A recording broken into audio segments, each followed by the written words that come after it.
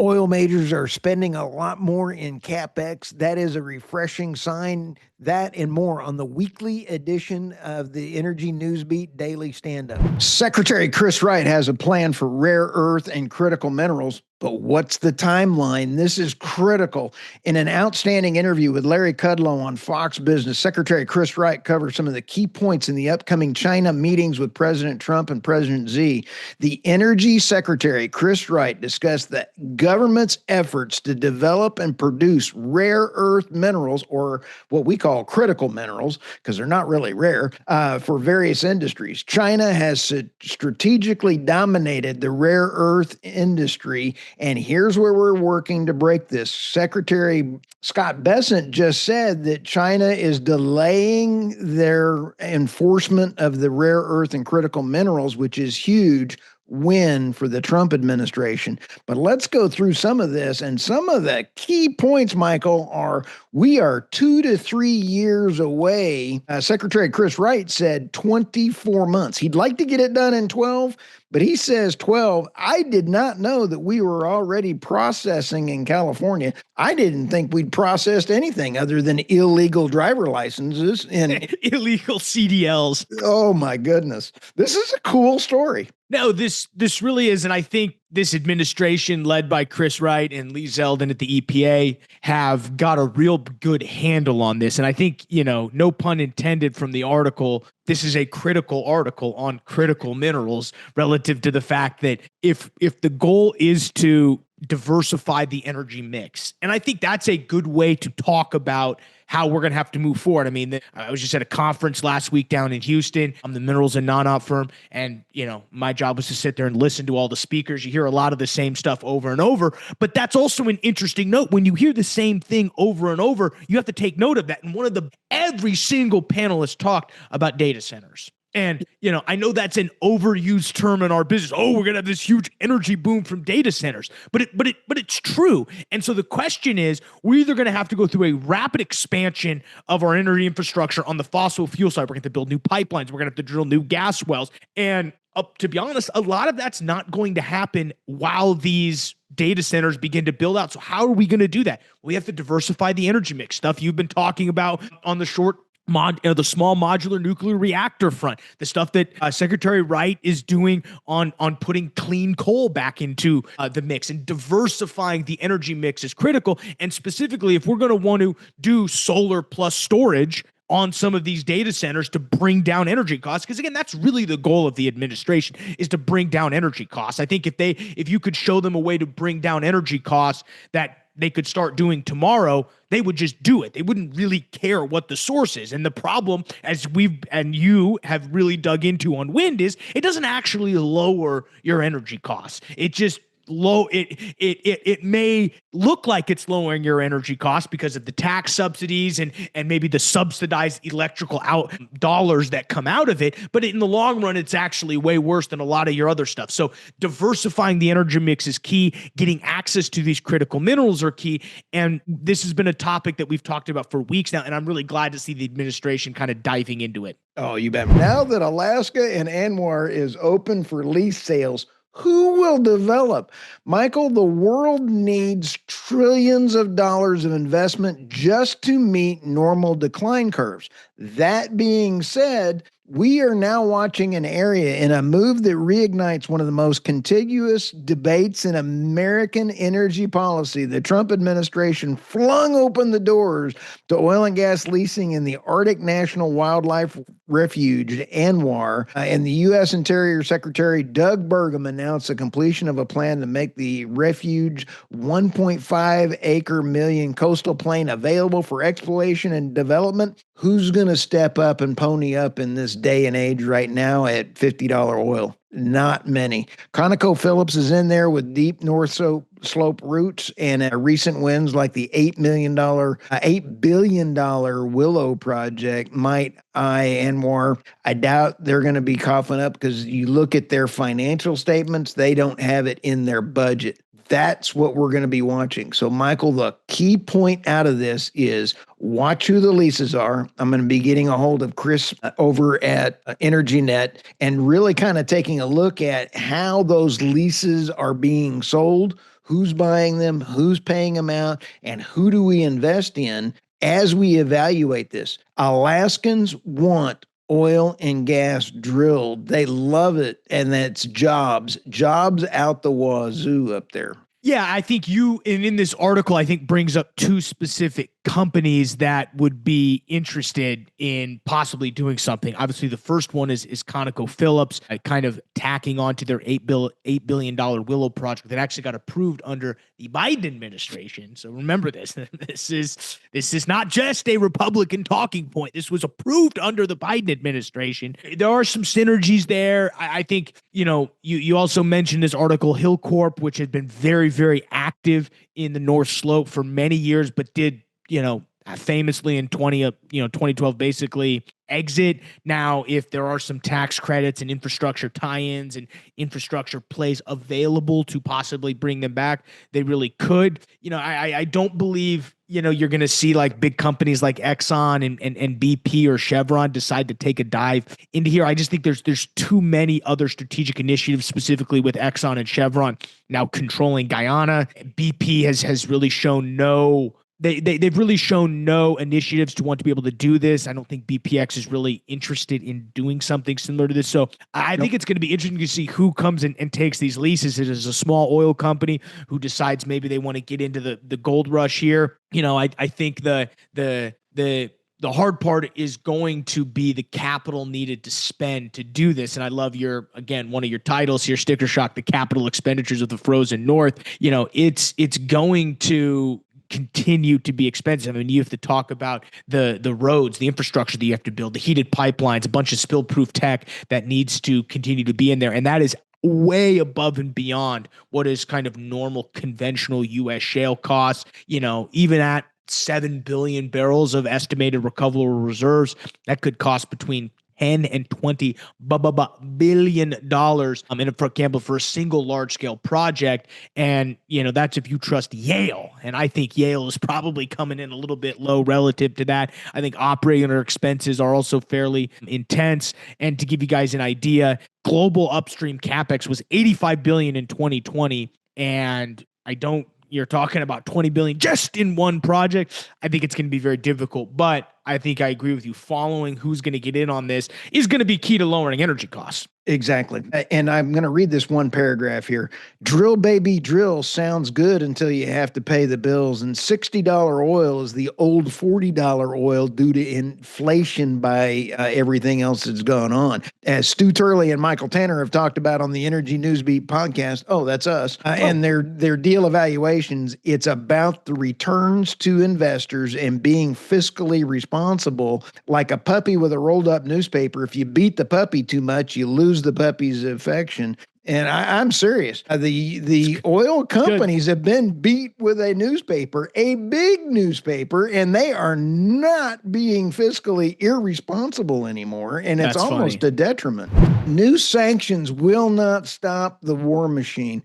President Trump, I do love President Trump. I think he's our greatest president we've ever had. The amount of things he has overcome, but his listening to the warmongers is dead wrong. And as the Ukraine conflict winds into its fourth year, Western powers are again turning to the familiar playbook of economic sanctions this week. The United States slapped sweeping restrictions on Russia's two largest oil producers, Rosenfit and Lukoil, while the European Union rolled out its 19th sanctioning package over 100 shadow fleet tankers in banning Russian liquid natural gas LNG imports by the 2026. By 2027, they're supposed to be all out except for the landlocked countries of Poland, I believe, and not Poland, but Hungary and a couple others over there. But Michael, the dark fleet is about 1,680 different tankers that are out there. 750 are owned by Russia.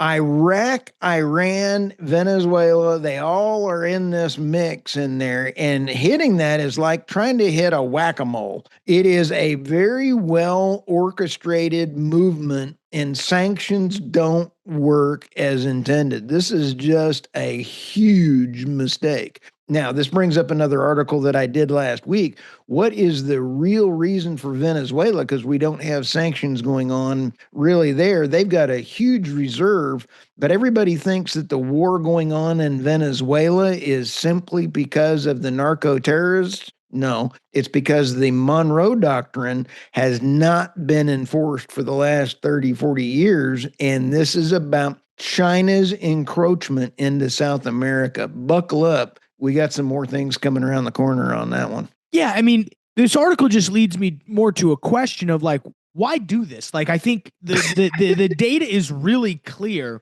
that these sanctions haven't worked. And if, I mean, selfishly from an oil and gas standpoint, like $55 oil was not pretty. I mean, it's nice to see $61 oil relative. It's nice to see oil above 60. So these sanctions have helped it, but what do you think the rationale is? Who's in his ear? Like this, it just doesn't make any sense. No, you've got the folks that have been in his ear are pro-war. And it is the entire pro-war.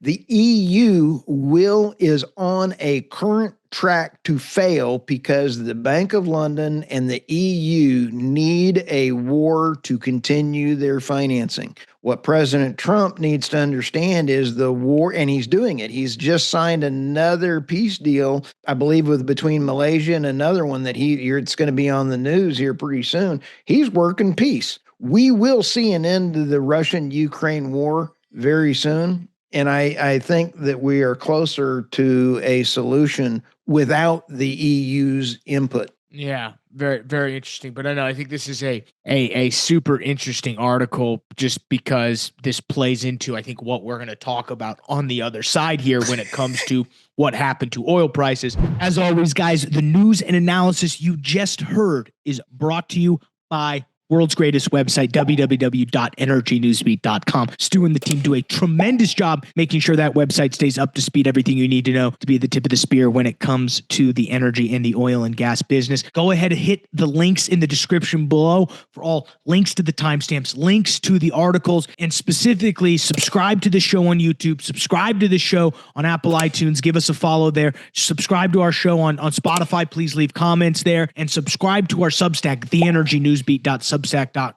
That's probably the best place to support the show. Stu does a great job of releasing, 2 to 3 articles a week that really encompass the big themes that are going on. We also drop all of our podcasts there, which give a little bit of a breakdown. We just had a great podcast. So I highly, highly recommend everybody subscribe to our Substack, theenergynewsbeat.substack.com. We'd also like to thank friends of the show, Reese Energy Consulting, for supporting the show, guys. Reese Energy Consulting is the foremost midstream expert, guys. If you at all are dealing with issues in the midstream space, whether you're an upstream company and need help with first purchaser's contract or renegotiating your gas contracts or figuring out where you're going to tie in your next pad because you've got multiple different options and you're trying to break it all down, Reese Energy Consulting can help. If you're in the midstream space, I need an extra pair of hands, need some permitting or regulation help, or need some red team analysis on a final investment decision, guys, they have the team that can help you. Check out reeseenergyconsulting.com. They have clients everywhere and all throughout the country, from 2 people in a garage all the way up to the largestly publicly traded companies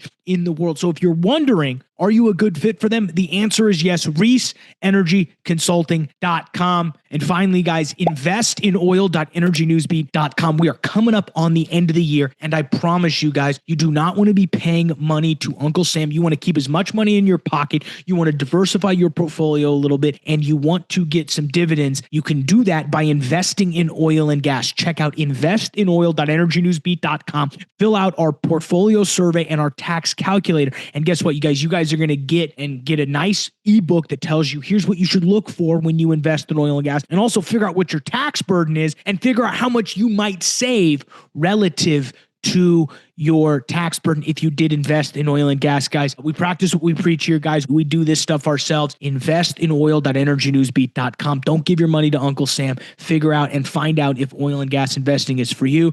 Depending on if you qualify, we will, again, send you all that information, and we may or may not point you in the right direction. Again, invest in oil.energynewsbeat.com. We are in an energy addition, not a transition. Math is not mathing up to investors or consumers. Billions of dollars wasted. This is an amazing story when you sit back and take a look. The energy global landscape, the narrative of swift transition away from fossil fuels to renewables has dominated the headlines. However, a closer examination of demand trends, investment patterns, and infrastructure realities reveals a different story. We're in an era of energy addition, not transition. Renewables like wind and solar are expanding rapidly, but oil, natural gas, including LNG, on other fossil fuels continue to grow. Hold on to your seats. This one's a big story. Let's start with the first part of this article. It's really trying to go over Texas ERCOT, and we say, wait a minute. The nameplate capacity overpurchase, nobody's talking about. Let's talk about this. The Texas ERCOT system is an excellent review of nameplate capacity overpurchase. You sit back and take a look as of approximately 181 gigawatts. Of that, they have thermal, which is natural gas, coal, nuclear, diesel, 87.5 gigawatts, 40 gigawatts of wind, 34.5 gigawatts of solar. Energy storage, 14.7 gigawatts. Hydro, 0.6 gigawatts. Biomass, 0.7 gigawatts. DC ties or imports, 1.2 gigawatts. So you start mathing up what this is. This is what they normally reached. For context, the system's all-time peak in 2025 this year was 83.9 gigawatts in August. So we have 181 gigawatts of nameplate capacity, but we only used 83 gigawatts in a peak format. Forecasted peaks were somewhat higher, about 90.5 gigawatts, but actuals came in lower. So when you look at that, let's match up the investment. ERCOT had 60 billion in wind since 2000. Cumulative capital for solar is 58 billion. Then they had 6.9 billion in total overruns in order to support the getting the power to the grid. So you take a look at that. That's 134.9 billion spent on Texas wind and solar installations. What could you do with that and put in nuclear plants instead? We would be in a different situation we would with ERCOT.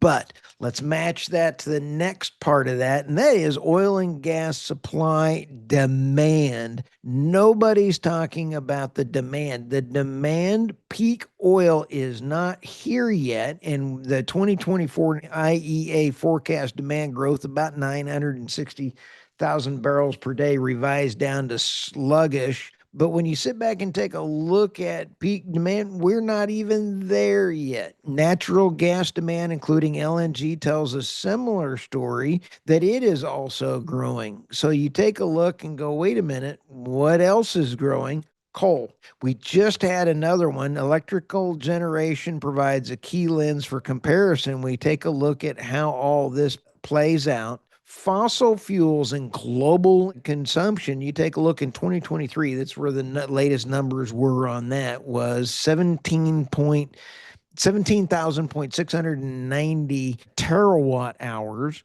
Renewables was 8,700 terawatt hours, and nuclear was only 2,610. Here's where the rub, and that goes back to how much extra of the wind and solar is out there, and then how much has to be put back in. So let's take a look at where the coal is. I even put a coal map in here where all the coal plants are going, and you have megawatt hours, 1,684 megawatt is being produced or in process. Plants under construction or approved. Very important around the world. That is a lot. Maximum 221 megawatt hours under construction. This is huge. So when you take a look and sit back and go, wait a minute, we are not in an energy transition.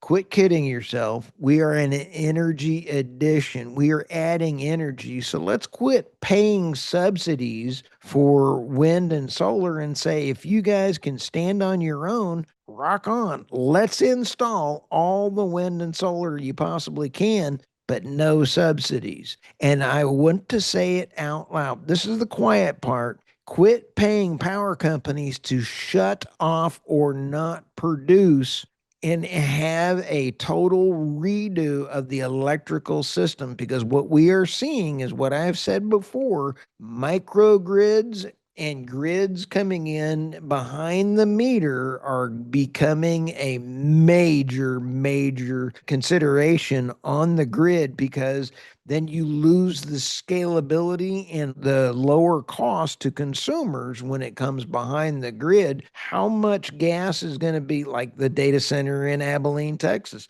How much extra is going to be lost because the demand pull for natural gas and those natural gas turbines is not going to go to the open market? It's going to be contract based. TotalEnergies, as we say on the Energy Newsbeat podcast, bolsters U.S. gas presence with 49% stake in Anadarko Basin assets. This is pretty cool. As Steve Reese over at Reese Energy Consulting, go over to reeseenergyconsulting.com and check them out. If you're, as our ad says, if you are looking to move molecules, they know who to and how to help you out there. TotalEnergies has acquired 49% in key gas assets in Oklahoma's Anadarko Basin, announced on September 29, 2025, with the deal independent Continental Resources are not totally public on how all that's shaken out.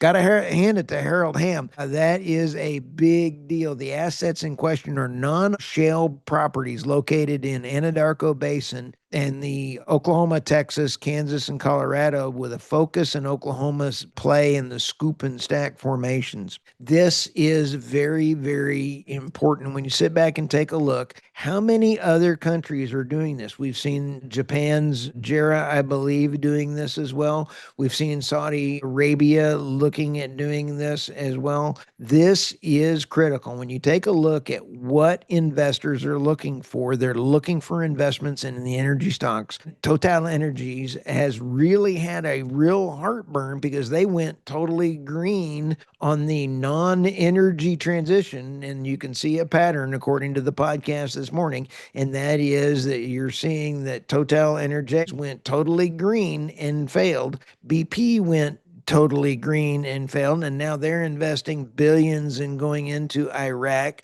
And you look at the other things going on there, taking a look at production ramp up cost and the assets, there are some real issues going on there. Lower oil prices hit Equinor's Q3 profits, and they miss analyst estimates. Norway's energy giant Equinor, a major player in the global oil and gas sector, released its third quarter earnings on October 29th, revealing a challenging period marked by declining oil prices that weighed heavily on profitability. The company reported a net loss of $204 million, a stark contrast to the $2.285 billion net income in the same quarter last year. Adjusted earnings per share came in at 37 cents, falling short of analyst expectations from around 57 to 62 cents per share. This miss underscores the total upstream focus to company-wide price swings, as Equinor demonstrated operational resilience with record production, but the lower oil prices got them. However, adjusted operating income declined 10% to $6.2 billion, while adjusted net income plummeted 57% to $932 million. This downturn was, like I said, lower realized liquid prices. So when you sit back and take a look at this, the big boys are expanding out, and you want to take a look at Exxon and Chevron. They've stayed their course, and you take a look at BP, Shell, and TotalEnergies that went the green route and failed and have come back home to roost. You're sitting a major change. Companies want to give investors their money back so that they will turn around and invest again. And when you compare the real returns to investors in wind and solar and hydrogen, they're not there. You're getting it from the utility companies. Utility companies are a great investment when you look at cash flow. And when we take a look at the companies that are getting into cash flow businesses, their profitability comes from different ways.